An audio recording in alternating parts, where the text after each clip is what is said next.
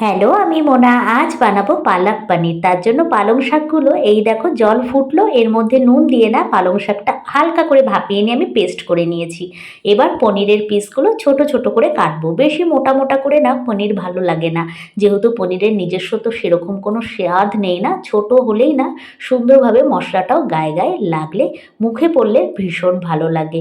আর পালক পানির কিন্তু একদম সিম্পলি একটা রেসিপি, বাট ভীষণ টেস্টি হয়। কড়াইয়ে সাদা তেল দিয়ে আমি এর মধ্যে জিরে ফোড়ন দিলাম, তারপর বেশ খানিকটা পেঁয়াজ একদম কুচি কুচি করে কেটে নিয়েছিলাম।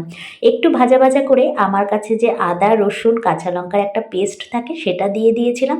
তারপর একটু নাড়িয়ে চাড়িয়ে এর মধ্যে না আমি বেশ খানিকটা টমেটো কুচি দিয়ে দেবো।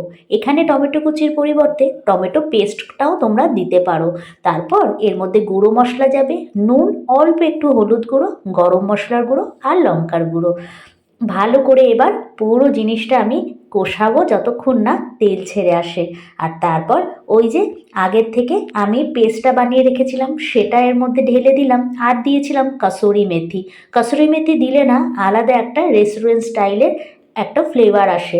দেখো টকবক করে ফুটলেই আমি এর মধ্যে দিয়ে দেব পনিরগুলো।